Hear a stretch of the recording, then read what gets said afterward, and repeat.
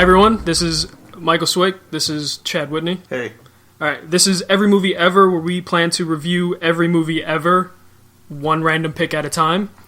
We're going to be using an online tool to choose random movies off Netflix. This week, we picked The Suspect from 2013, starring Mekhi Phifer, a French movie called Bird People, and The Adventures of Food Boy. Yes. Yeah, these are three very different movies, and it's a good test of what we're going to be putting ourselves through weekly, as they are completely different from each other. It was a definite good role to intro ourselves into this podcast. Yeah. Those movies are totally different. No, they're completely different and bizarre in their own way. The reason we're doing it randomly using Netflix is we could review the big movies, like superhero movies. But there's no Flash or anything to that. Yeah, and you already have probably seen a bunch of reviews on those movies, and we want to review the smaller movies, the movies people put effort into but no one knows about. Because, come on guys, you know, Netflix is meant to watch the shitty movies, but you don't want to, so we'll do it for you. Yeah, and if, just complete warning, we will spoil the hell out of every movie. We're basically, we don't have a format for our review. Nope. We will tell you Netflix's recommend ratings for each of us, and then we'll rate the movie at the end. But when we talk about the movies, we're just going to kind of dissect the plot of each movie. And how we feel about said movies. Because, you know, they certainly make you feel some type of way. Yeah, either you're going to enjoy them for their strengths, or you're going to enjoy them because they're really bad. Yeah. Like our last movie, which we'll get to later. Yeah, we'll wait on The Adventure of Food Boy as the grand finale. But first off, we'll start off with The Suspect. So, for me, The Suspect on my Netflix got 3 out of 5 stars. And so, the description of that is 2 African-American academics travel to a small southern town to impersonate bank robbers as a way of examining the role of race in law enforcement.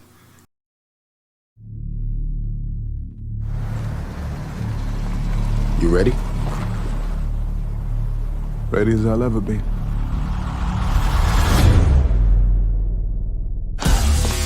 Nobody move! This is a robbery! Get down! Not move and you will not get shot!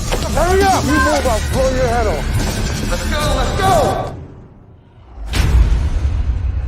Person of interest, black, adult male. Stop your walking and turn around right now. We're just looking at some property in the area, officers.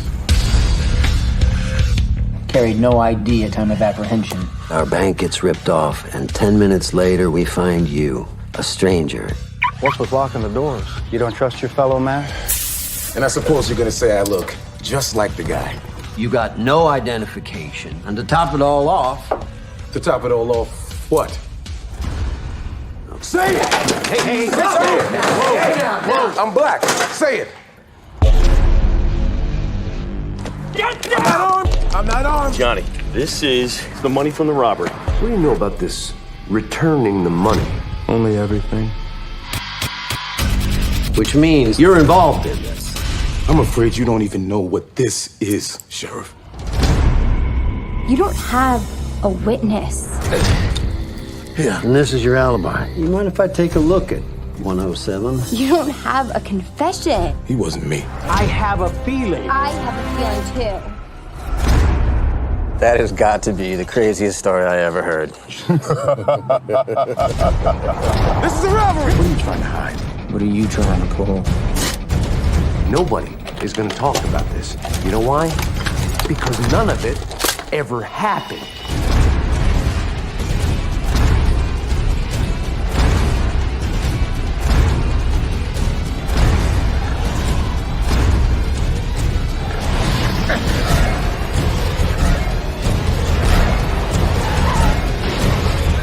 This is a crime Don't you move! that I have every intention of solving. You have no idea what this is about.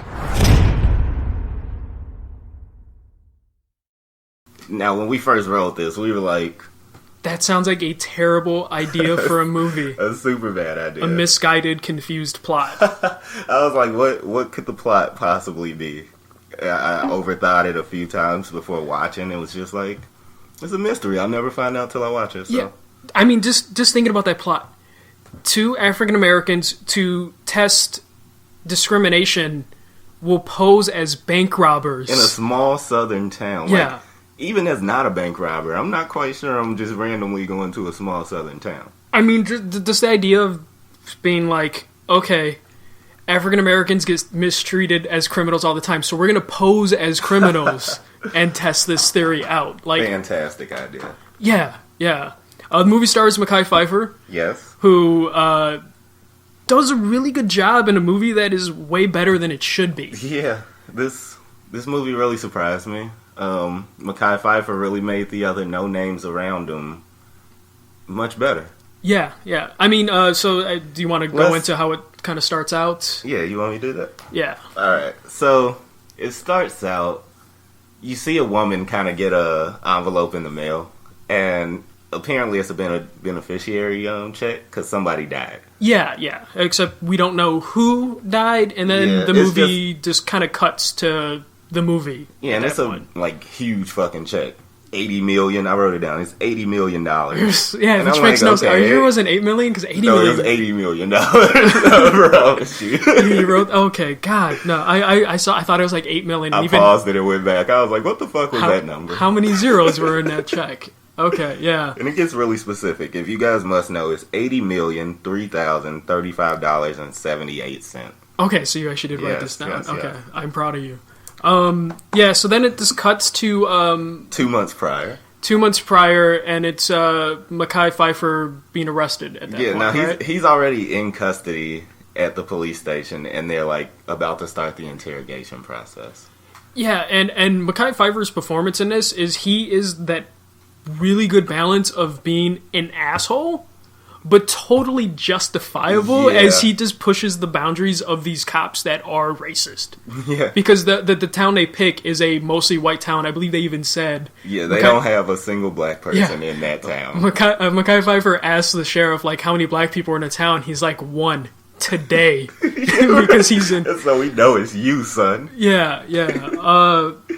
Okay, so the whole reason he's been arrested is because apparently a bank has been robbed in this small town. Which you could understand why that would be a problem. Like, if you know everybody in town, who really technically is going to rob that bank?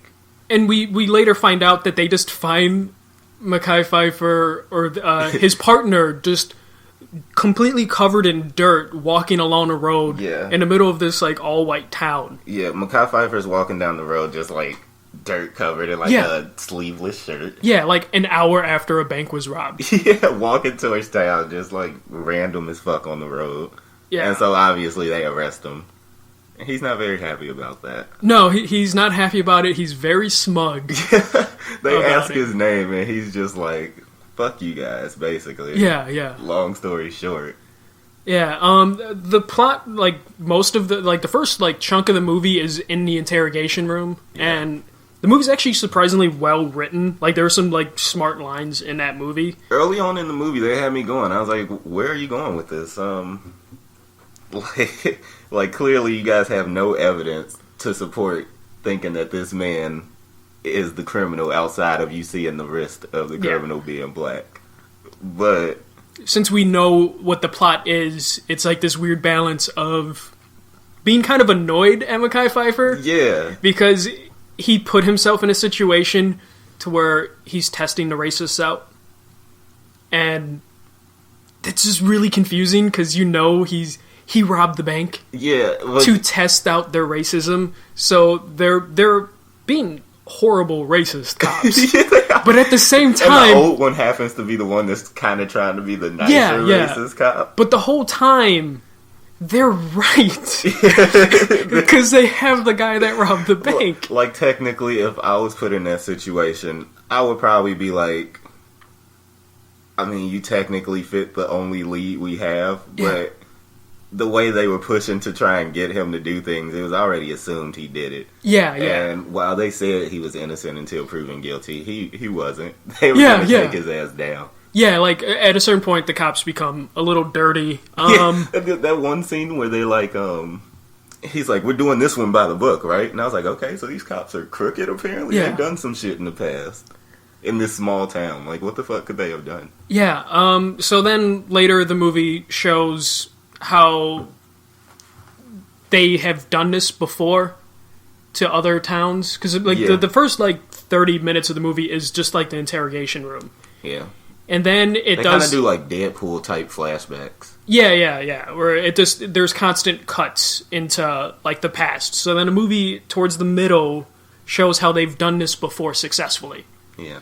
And that is interesting because the racist cops over there, it's just weird. Racist cops over there kind of didn't mind being racist. Yeah, no, they were way more abusive than the other ones, and it was interesting to see how they've done this before, and just how the sheriff there, because it's way shorter. Yeah.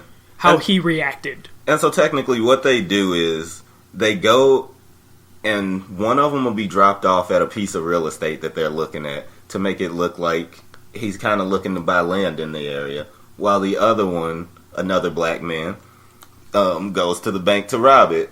Now, they go by two names, which apparently aren't their real names. No. There's a really good name. Finch Freeman. Freeman Finch. Because remember, he was like, I didn't say my last name first. Yeah. The white dudes assumed that his last name had to be Freeman, and Finch was his first name. But it was Freeman Finch. And the other guy is... I don't remember his name. It was like a doctor or something. But they were both like psychiatric doctors. Yeah, in a Chicago school. Yeah, Chicago school.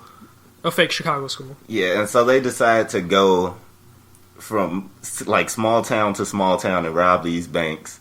And so right after it gets too deep in the interrogation of racism and bigotry, they have the other person that actually did rob the bank come and return the money and tell them it's a university study. And then they cut the sheriff or police department a check for all their trouble. Yeah. In exchange for the rights to report on, like... What happened. Yeah. Which in the successful one didn't go as well, as that sheriff was really pissed because he was really racist. Yeah, and so he obviously was like, you can have your check back, ripped it up, and just was like, I'll rip this tape apart so nobody knows about it. Because he at this point, the sheriff in that town can't mention it. Yeah. Because he can report those guys for... That's the confusing part. They do rob the bank. They do rob the bank, but they return the money. But it's... They claim that they have talked to the bank prior. To the bank prior, as well as the state's justice department. Yeah, not just the local towns. So it's like they act like they went over their head. Yeah, which is... I guess a small town that's been really racist would be like, I don't want this getting out. Yeah. So that doesn't go well, but they wanted to show you in the middle of the movie, like, hey, they've done this before, and it went somewhat successfully. Yeah. And then we cut back to the interrogation, and we find out what the other guy is doing. Yeah. So the other guy, apparently, he's robbed the bank already, but he's on his way to return the money, right? Yeah. And as I honestly thought this part was pretty funny. He gets out the car, right? And like this... Well, he stops at a gas station because he wants to look more professional. Yeah, he wants reading glasses. He wants reading glasses to look more professional. Because they come in like dressed in like a suit a professor would wear. Yeah. But I guess in order to look the part more, he wanted glasses. Even though he is a professor. But I guess if you're in a small racist town... Yeah, glasses will make you look less threatening. Less threatening and more professional, yeah. I guess. Yeah, I mean, I guess you had better chances. It seemed contrived, that part, but it turned out to be entertaining. Yeah, oh man, the clerk in the store. So, we'll start. He pulls up in the gas station and gets out the car, and he's got like a shitty, like, 80s Volvo. It's a box. Yeah. Gets out and just randomly locks the door. You just hear it chirp, and it's like the most hit guy ever next to him, picking up a prostitute in his pickup truck, and he just obviously takes offense to it. Yeah, he even says, like, that guy thinks I'm going to steal that piece of shit, and then the prostitute pulls out a switchblade and is like, teach him a lesson. And I thought the movie was going to go way... I did too. I thought he was just going to get his ass whooped or something. Because the dude, when he went into the gas station, he left the duffel bag full of money just in the back seat. So I thought it was like, oh no, they're going to steal the car. Yeah. And the dude's going to be like, oh no, I don't have money now.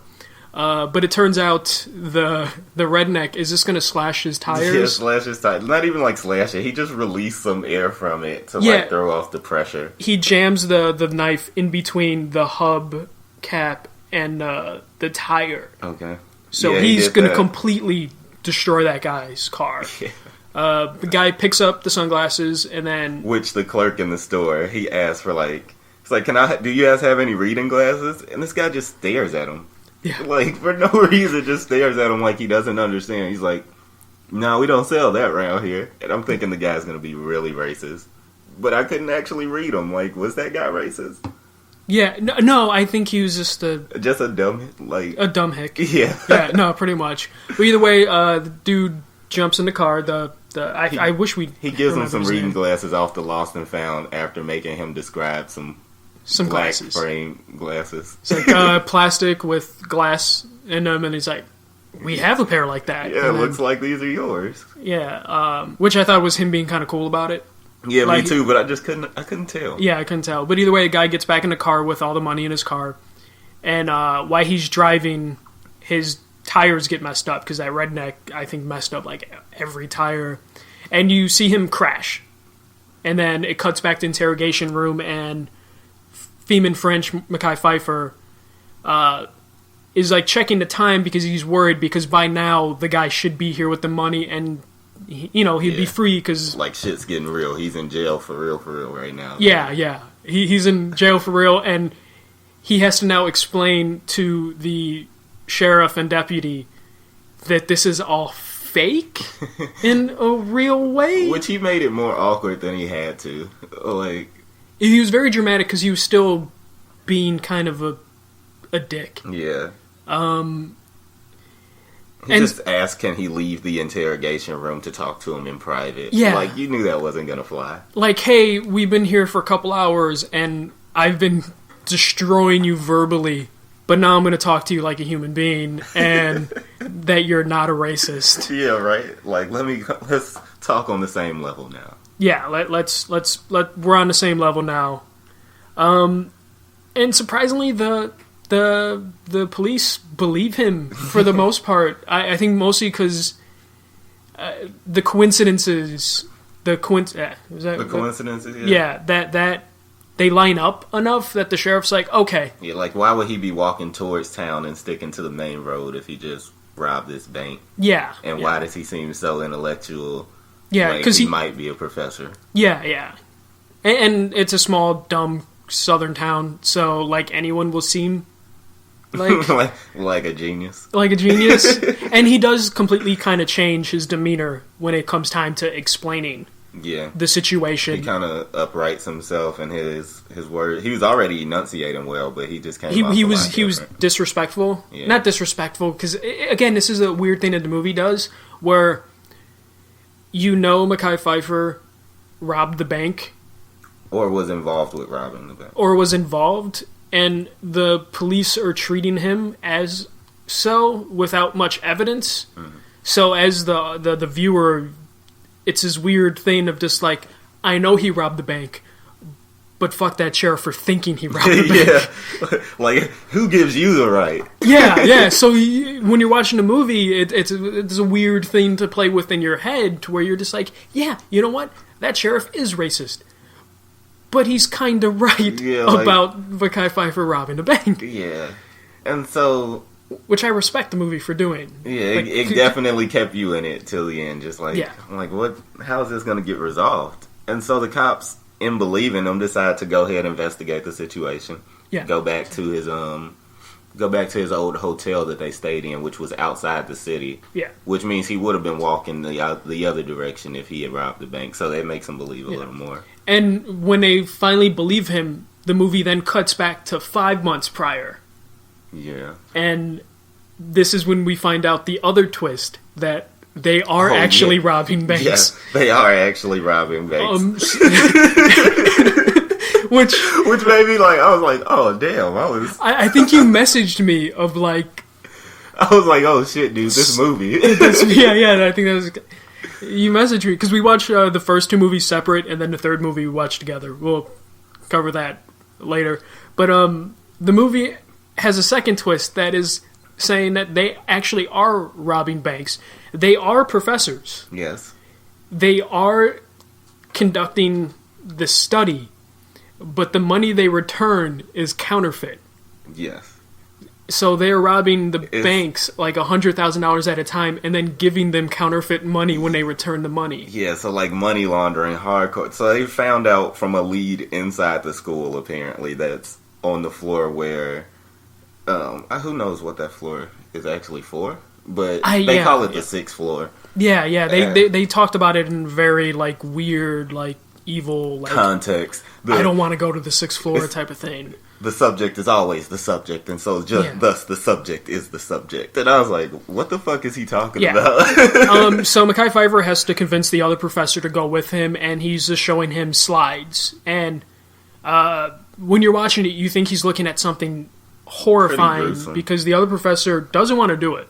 Yeah, he can't even look at it. But he, after looking at the slides more, he's just like, okay, I will help you rob banks and do whatever. Because the black market's apparently in Venezuela, so those who are trying to use the black market, there you go. Yeah, because they need to pay for some type of something to go to Venezuela. Yeah. So you learn that they are actually robbing the banks, and then they're replacing it with laundered money that they got from like some counterfeiter.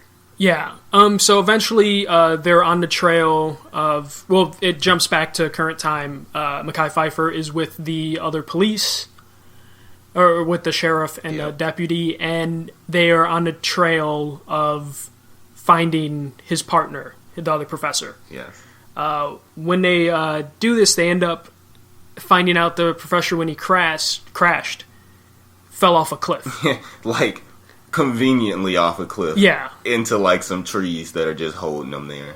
Yeah, like some rock, like a ledge and some trees that are holding them in place. He flew off at daytime, and it was late night when they found him. So they basically forced Mekhi Phifer to go and retrieve the money to prove that the robbery was set up and to see if his friend is alive. So they send him down there. They said the only way he could prove his innocence is if he brings his friend and or the money back up. Yeah. And they weren't risking their lives. Yeah, because they said they had been through enough. You have to do it. So they send Mekhi Phifer down, and then the movie twists again. It's just another one. Yeah. Another one. And basically, as he's down there, he ties the money up to a rope. Yeah, the rope they used to bring him down. They're like, hey, unhook yourself and send us the money. Yeah. Because fuck you, and we need the evidence first. We need the evidence first. Before we even call the hospital. Yeah, which is really messed up, which should have been a red flag right there. Yeah. So Mekhi Phifer sends up the money. He's like, send a line back down, and the sheriffs are like, no, actually. You're going to stay down there. Yeah. And you're going to give us this money. This money's just pulling up hella slowly. Yeah. And they're like, no, we're going to leave you down there. Mekhi Phifer tries to climb up a little bit. He's like, he thinks about it for like the longest time. Then it's still in reach and he jumps for it, but like slips off and just lands on the car. He lands on the car and he can't move. Yeah, so they decide to pour gasoline on him, obviously, because you can't just leave him down there to die naturally. Yeah, and so the cops, it flashes back to a couple of hours ago, and the sheriff, like, somehow, I didn't really understand how he figured it out. He was just like, we're gonna see where this goes. Yeah, but, like, when he was in the hotel room, like, they flash back to the hotel. Yeah. And he figures out something's up. Yeah, like, he asked the question to the hotel lady and was like, do these phones work even when nobody's in here? And she's like, yeah, they work. And somehow that gives him the idea to call and say he let Freeman go, and that he was no longer in custody. So I don't really know if he figured out Freeman was lying. No, he didn't figure out Freeman was lying because it furthers. He just turns out to be a racist. Racist. And he's gonna I'm gonna just kill this guy and take the money. Yeah, because I got 4 banks worth of money here. Yeah, So Mekhi Phifer is dying and set on fire. Yeah, which leads to the best, like, voicing ever. He's just, as he burns Yeah, and yeah, screams. and then he pops the trunk to show the sheriff that he has the real money and the sheriff has the counterfeit money. Yes.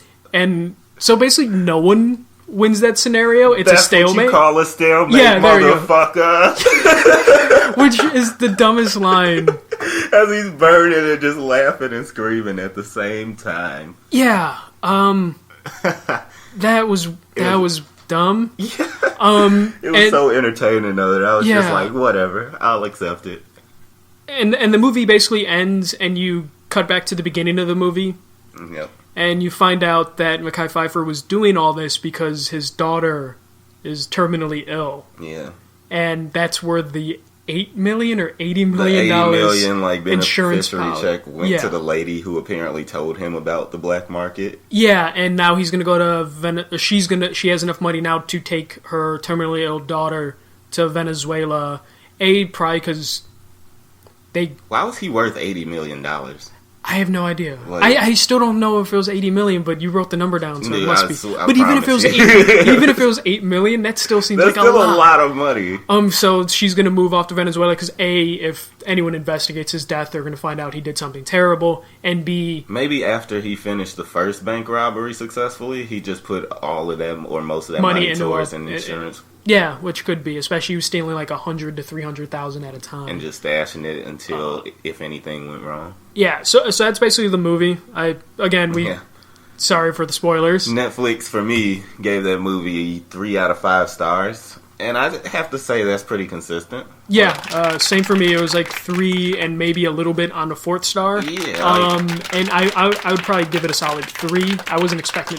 If I was rating it on Netflix and I could give it a half, it would have got 3.5. But Yeah. for now, it's just a 3. Yeah, like I said earlier, the movie's way better than it should be. Like, than it had any right to be. It Yeah. somehow bumped up expectations. It was a pleasant surprise, like, for the roulette to have Yeah, handed us the suspect. Like, we just started this podcast, obviously, so the roulette wheel thing, something I thought of, and I know it's going to backfire sometimes, so I'm glad this was one of the movies. Yeah, I mean, anybody who's seen a movie where they play Russian roulette with a gun, or any of you internet heads that went out there chat roulette, and we're doing it 3 times a week. And so basically, we ended up watching 6 hours of movies that we had no clue about. Yeah. And that's the point of this podcast, is we want to see random stuff. Because too many times when you go on Netflix, you're going to pick something you've already seen, or something you know you're going to like. Yeah.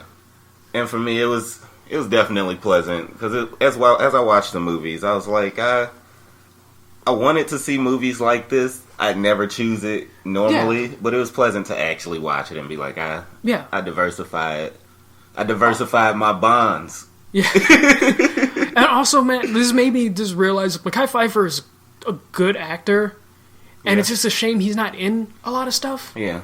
Like, he's done some really good stuff. How the fuck is he not in, like, can you replace Tyrese in the Fast and the Furious movies? Ooh, but with Mekhi Phifer, though? I mean, like, I don't know. No, I'm just saying, like, there's roles that he can probably, or movie franchises you can fit him in. I mean, I don't know why I thought of that, but it was just one of those things. Random Will Smith movies. Yeah, because I think he's in between of, like, a serious, like, Will Smith type actor and, like, a campy Fast and the Furious actor. Yeah. Like, he's right in between Wasn't there. he in Save the Last Dance? No, that's like Ty Diggs or Tay Diggs. I don't know. I just know he was in 8 Mile. Okay. Oh yeah, he was in 8 Mile. There we go. Yeah, it was something where he helped like some white chick or dude. Probably there was a whole strain of movies where privileged he might white have been in both. Yeah, privileged white girl meets street black kid. Brittany Murphy and didn't he end up fucking Brittany Murphy in 8 Mile? No, even though B Rabbit was. No, I know. She fucked someone at her job. Okay. He was loyal to B Rabbit. Okay, all right. So